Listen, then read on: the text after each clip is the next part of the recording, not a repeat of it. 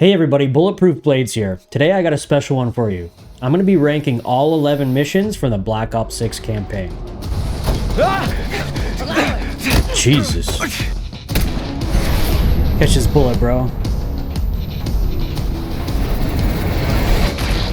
Let's go. What?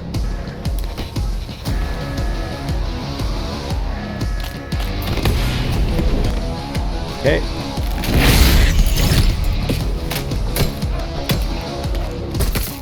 Okay. Maintain heading to intercept Rook's cargo plane. You are weak and puzzled. Nothing like that. I'm going to be going over each level with a little bit of a summary, my thoughts, and we'll cover the highlights, the lowlights, the overall vibe. So stick around to see where your favorite lands on my list.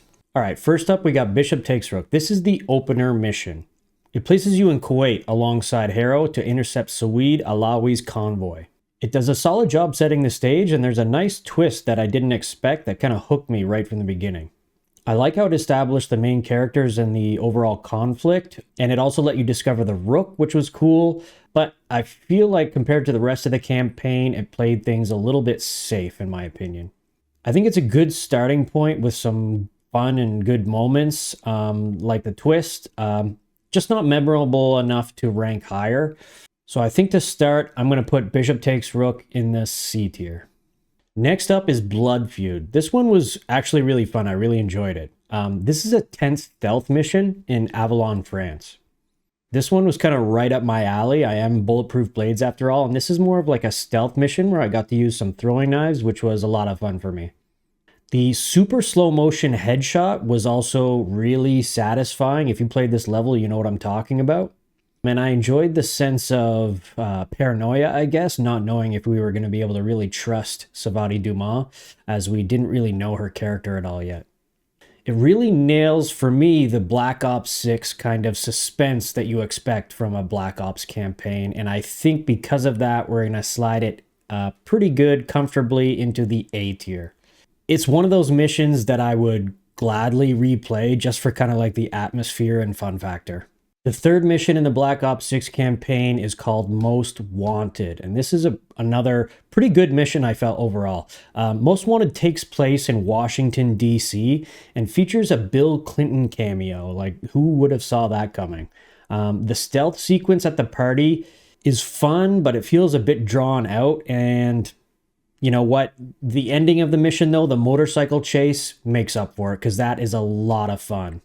Overall, I felt like this one was kind of a mixed bag with the stealth and the spectacle kind of at the end. It's probably not the best mission in the series. It's definitely not the best, but it's also definitely not the worst. Overall, I'd say it's pretty good. I'm going to slide it into the B tier. Next up is Hunting Season. And if you know, you know. Hunting Season is a large kind of like Warzone style map, and it takes place in the Iraqi desert. On paper, it's an open-ended battlefield. It sounds great, but in practice, it just felt like spread out and kind of repetitive. There's a lot of objectives you have to do, but there's like 3 of each kind, and it just feels like checking things off as you go. And the map is so huge, it takes forever to get around. It's just not great in my opinion. You just end up driving around from point to point without any kind of, pacing and the scripted events that you kind of expect from a Call of Duty mission. This one was probably one of my biggest letdowns in the campaign, so unfortunately for Hunting Season, it's going in the F tier. First F tier mission. The 5th mission is called the Cradle. And this one kind of happens directly after Hunting Season. You don't get to go to the Rook in between, so it kind of feels like the same mission. The Cradle, like I said, picks up right after Hunting Season, and it takes you, violently inside Saddam Hussein's palace, which is actually kind of cool. After the sprawling nature of the previous mission, this one is way more focused and action-packed, which is a really nice change. The historical vibe added a lot of realism to it, and infiltrating the palace kind of gives you this classic high-stakes infiltration thrill that you kind of expect from a Call of Duty campaign mission. While it's not my favorites, it is pretty good, and it certainly feels good next to hunting season. So I'm going to slide this one into the B tier for now. This next one of my favorites. This is Mission 6, Emergence. Emergence is where the game goes like full horror mode, and I loved every minute. It has zombies, killer mannequins, psychological breaks and things like that. It was a totally unexpected twist for me.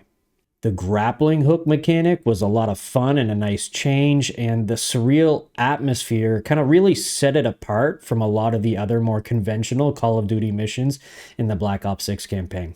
For me, it's easily one of the most memorable missions in this campaign, and probably one of the most memorable missions in any Call of Duty campaign, at least for me. And so for these reasons, I'm sliding Emergence into the S tier, where it belongs. Next up, we have another good mission, maybe not as good as Emergence, but still pretty good. Number 7 is called High Rollers.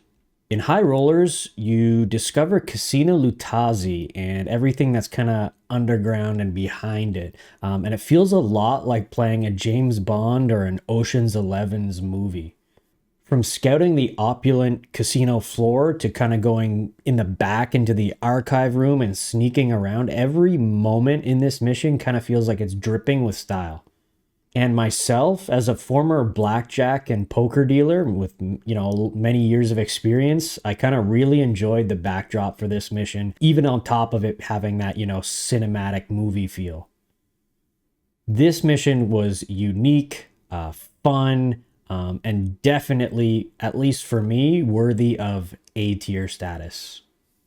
Now, every mission can't be an Emergence or a High Rollers, and this next one is an example of that.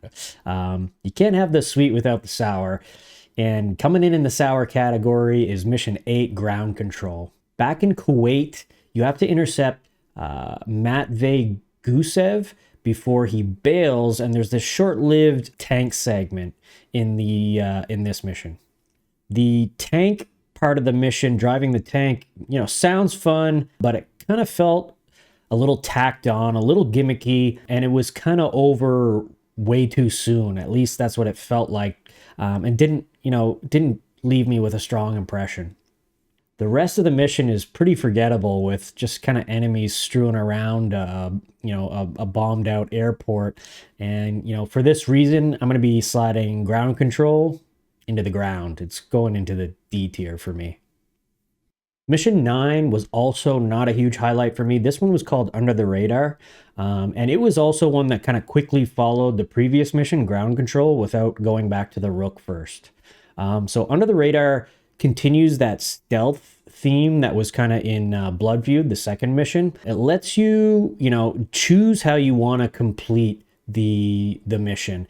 And for me, I decided to try to manipulate my way through the mission. You can kind of go up to the soldiers and have a conversation and manipulate them as, an alternative to just going in and shooting everybody. It did have a cool helicopter sequence where you got to use a big, machine gun on it. It was cool, but you get a lot of those kind of sequences in Call of Duty campaign missions, so it wasn't anything that special. For me, it didn't match the intensity or enjoyment of Blood Feud, despite being a stealth mission. It's a good concept, but it felt a bit undercooked. Like I said, the turret moment is cool in the helicopter, but that alone can't save this mission, and so for me, I'm going to put Under the Radar into the D tier. Next up, number 10, the penultimate mission is Separation Anxiety. This is a mission that's loaded with emotional twists, big reveals, and had lots of kind of like cinematic flair to it. I really like this one. Jane Harrow's storyline kind of hits its peak here. This is the climax of the story, and it had lots of like great visuals that are like downright mind-bending at times. It's a really powerful moment in the campaign where it feels like everything is finally on the line and it's do or die time. If you love dramatic, story-heavy, kind of psychological and great visual style missions, this one's definitely for you. and it was for me too, and so that's why I'm sliding separation anxiety into the S tier. Here we go. This is the final mission, number 11. This is Checkmate. This is the grand finale mission where you're going to be defending the Rook against Pantheon and trying to tie up all the loose ends around Harrow. While it's somewhat predictable, it does give you a sense of closure, and it sets the stage for a sequel for sure. It's not quite top tier material, but it's definitely a decent ending, and because of that, I'm going to be sliding the final mission, Checkmate, into the B tier. All right, let's take a quick look at the tier list and run down where everything landed. In the S tier, we've got Separation Anxiety and Emergence. A tier, we've got Blood Feud and High Rollers. All four of those are great missions. B tier, we've got Most Wanted, the Cradle, and Checkmate. C tier, Bishop Takes Rook. And then kind of coming in at the bottom, we've got D tier, Under the Radar, and Ground Control. And then probably, at least in my opinion, the worst mission in this campaign is Hunting Season in the F tier.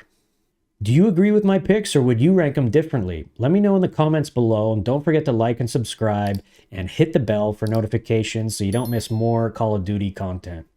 Thanks so much for watching. We'll catch you in the next video. Stay frosty, everybody.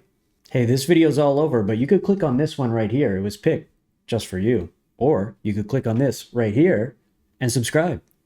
Subscribe. Subscribe.